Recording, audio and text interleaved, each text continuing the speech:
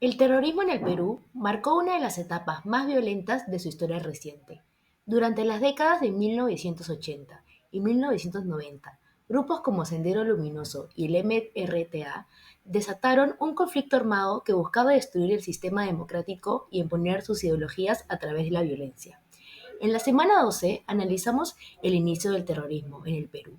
Según de Gregory 2011, Sendero Luminoso emergió como un movimiento maoísta radical que bajo el liderazgo de Abimael Guzmán priorizó la violencia como estrategia para enfrentar el Estado peruano. El terrorismo en el Perú comenzó formalmente en 1980, cuando Sendero Luminoso, liderado por Abimael Guzmán, inició su lucha armada en Ayacucho con la quema de ánforas electorales en Chusqui rechazando la democracia como vía para el cambio social.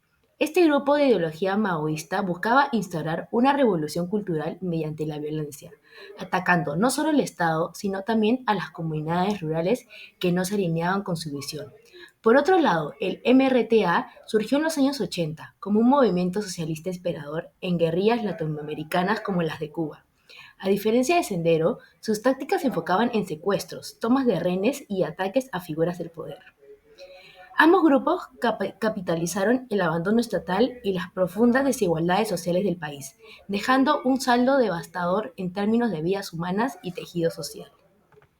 Basándonos en el tema del terrorismo en la semana 14, donde el declive de este se da en el gobierno de Fujimori, el terrorismo y sendero luminoso son dos palabras malditas para muchos peruanos que todavía tiemblan con el recuerdo de la guerrilla que causó estragos en la década de los 80 y principios de los 90. La pacificación fue uno de los éxitos del primer mandato de Fujimori, que ha rentabilizado políticamente la aniquilación de Sendero Luminoso y del movimiento revolucionario Tupac Amaru, MRTA. En campaña electoral o fuera de ella, el presidente no pierde ocasión para recordar que bajo su gobierno fue capturado el 12 de septiembre de 1992 Abimael Guzmán, el temido líder senderista. Una vez atrapado Abimael Guzmán, la derrota de Sendero Luminoso era inminente. En el caso del MRTA, sus acciones fueron disminuyendo, pero en 1996 tomaron por asalto la residencia del embajador de Japón, iniciando la llamada crisis de rehenes, la cual duró 4 meses y se resolvió con la operación Chavín de Huántar, que fue el 22 de abril de 1997, dejando 72 rehenes liberados, 14 emerretistas secuestrados fallecidos y los comandos Juan Valer Sandoval y Raúl Jiménez Chávez murieron en combate. Esta operación se considera una de las más exitosas en el rescate de rehenes en el mundo. Causas del terrorismo. El terrorismo durante el siglo XX tuvo raíces en diversas causas, entre las que destacan las profundas desigualdades sociales y el surgimiento de ideologías radicales. Por un lado, la persistente pobreza y exclusión en zonas rurales, especialmente en los Andes, alimentaron el resentimiento hacia el Estado. Estas áreas se vieron históricamente marginadas, con un acceso limitado a recursos y servicios básicos, lo que creó un caldo de cultivo para que movimientos como Sendero Luminoso captaran adeptos prometiendo justicia y equidad social. Por otro lado, la influencia de corrientes políticas internacionales como el maoísmo y el marxismo-leninismo dio forma a los objetivos de los grupos insurgentes. Sendero Luminoso, liderado por Abimael Guzmán, adoptó estas ideologías y buscó implementar un cambio radical mediante la violencia sistemática. Esto se intensificó debido a la incapacidad del Estado por responder eficazmente a los problemas estructurales del país, incluyendo la falta de representación política de las comunidades más vulnerables y la ineficiencia en la aplicación de políticas inclusivas. Estos factores combinados desencadenaron un conflicto que dejó un impacto devastador en la sociedad peruana, destacando la necesidad de abordar tanto las desigualdades sociales como las debilidades institucionales para evitar la repetición de estos hechos en el futuro. Sendero Luminoso y el MRTA generaron pánico y terror en la población, principalmente en la población ayacuchana, ya que en ese lugar fue donde se posicionaron desde un principio. Esta agrupación generó muchas muertes masivas. Entre estas se encuentran policías, periodistas, mujeres, niños y ancianos. En consecuencia, muchos niños quedaron huérfanos. Generaron más pobreza de la que ya existía. ya que no solo acribillaban a la población, sino también sacrificaban al ganado, que era su principal fuente de alimento. Sendero Luminoso atemorizaba a los pobladores para llamar la atención y hacerse notar para generar respeto. Otras consecuencias, aparte del genocidio, fue la destrucción tanto en zonas rurales como en las zonas urbanas, con los coches bomba. Sus víctimas fueron en mayor cantidad las poblaciones del área rural. Como consecuencia, asesinaron a los 2/3 de la población quechua hablante. Además, Sendero Luminoso causó el 54% de las muertes. Las zonas rurales y las más pobres fueron las principales víctimas de este grupo terrorista.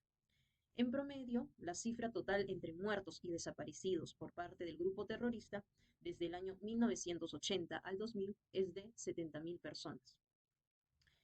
La fuente es de TV Perú del 2017, el 19 de septiembre. El título del video es Sucedió en el Perú, TV Perú, Terrorismo en el Perú, parte 1 y 2, 19 del 6 del 2017. Video. El siguiente entrevistado es el señor Víctor Augusto Torres Rivera, de 58 años, y la pregunta es, ¿en qué te afectó o influyó en tu vida el tema del terrorismo en el Perú? Bueno, si puedo usar una palabra para definir lo que significó el terrorismo para mí, usaría la palabra temor, porque creo que la gran mayoría nos llenaba de temores saber que todo el tiempo estábamos en riesgo, ¿no?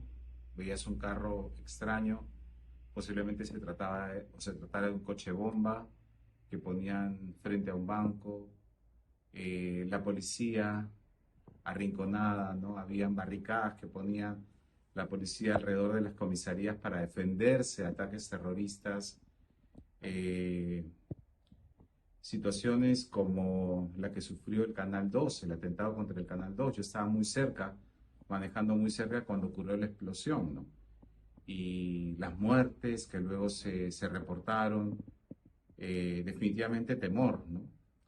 Justo en esos días viajaba a la ciudad de Tacna, y en Tacna no había terrorismo, ¿no? Y fue muy extraño caminar por la ciudad con una tranquilidad que hacía mucho no tenía viviendo en la ciudad de Lima. La siguiente entrevistada es María Isabel Sáñez de la Torre, de 57 años, y la pregunta para ella es la misma.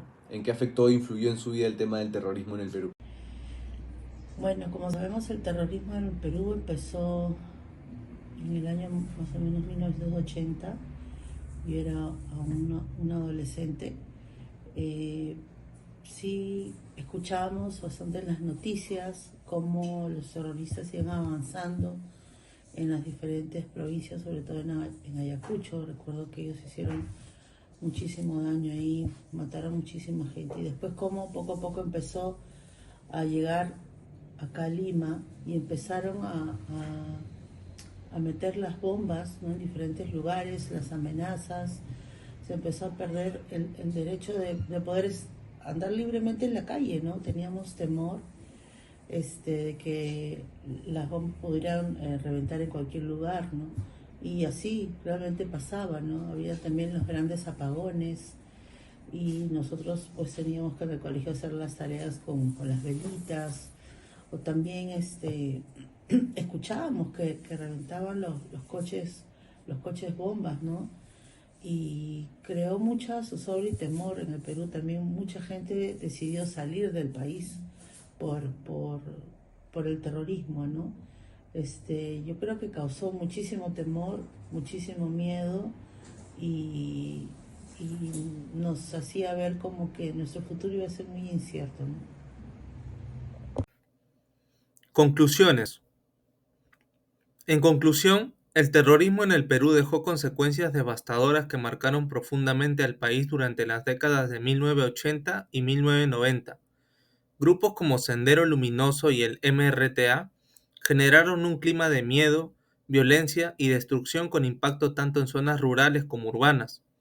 Entre las principales secuelas están las masivas desapariciones y pérdidas de vidas humanas, el incremento de la pobreza, la desintegración de comunidades y un daño irreparable al tejido social. Las víctimas incluyeron especialmente a los más vulnerables, como poblaciones rurales quechohablantes y sectores marginados.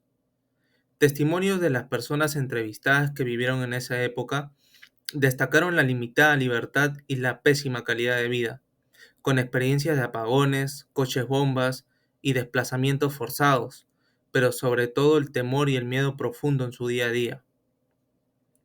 A pesar de las dificultades, el declive del terrorismo fue posible gracias a acciones como la captura de Abimael Guzmán y la Operación Chavín de Huántar, que lograron desarticular a los principales grupos subversivos. Este periodo subraya la necesidad de abordar las desigualdades sociales y fortalecer las instituciones para garantizar un futuro más seguro y justo, evitando que conflictos similares resurjan en el país.